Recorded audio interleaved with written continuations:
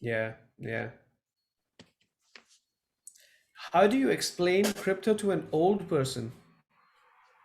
But again, crypto is so vague. Like explaining blockchain is one thing, explaining the I mean, market. like, forget the tech really, because I think there's no hope there. But I mean, the money making side of it.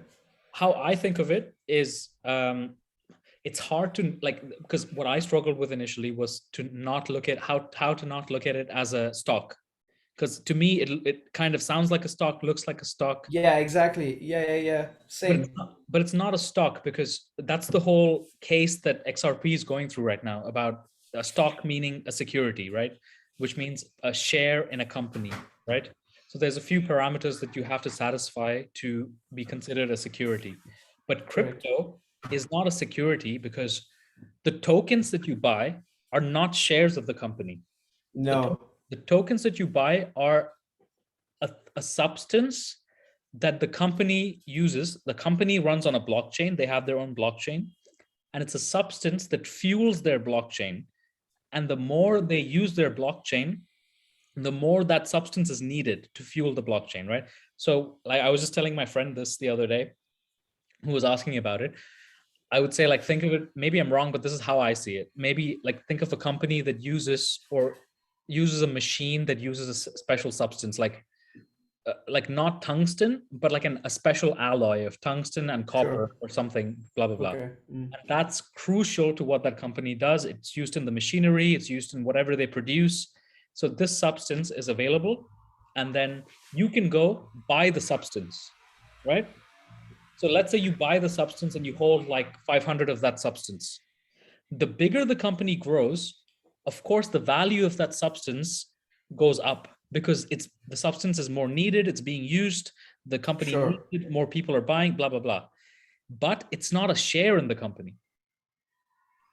So Correct. it's not equivalent to a fraction of the company. But just because it's so unique to the company and the company needs it and it's using it, that commodity, that asset is becoming more valuable. Yeah.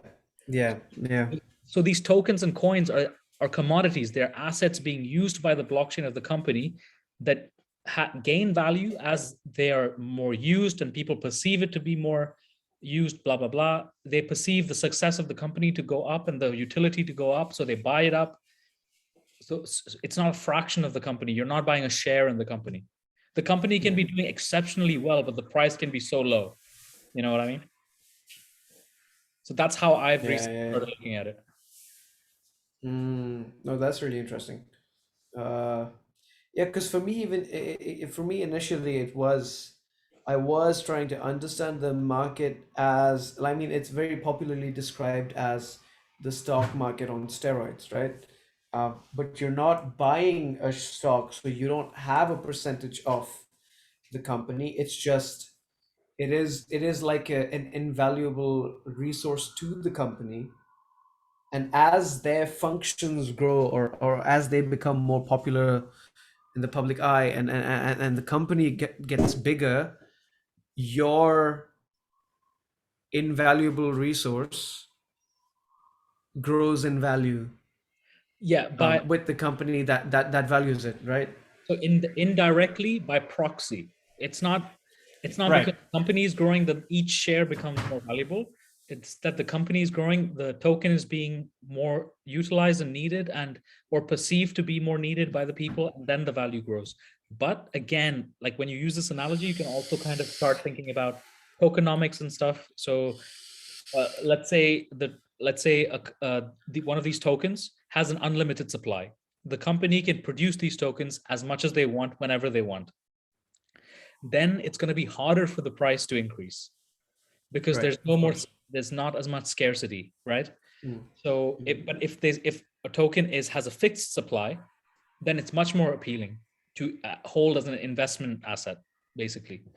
So Yeah. again, you can use this analogy and kind of link in the tokenomics aspect of it and the token allocation as well. For example, when the company started, they gave 50% of the supply to one person or one wallet. That's not a really good tokenomic system because that means this one person his cup is so full already from the beginning that people are just constantly kind of lining his pockets, right? And they can dump on you at any time. So it's not very, it's not good tokenomics basically. Mm, So you mm, can like kind yeah. of like branch out this analogy into other parts of it as well, basically. But that's in my understanding, that's the essential difference between like the stock market and the crypto market. Even though for a beginner, in all intents and purposes, thinking of it as a stock market doesn't hurt. Like it doesn't hurt. Yeah. You Yeah. get Yeah. Yeah. almost the same thing out of it, basically. Hmm.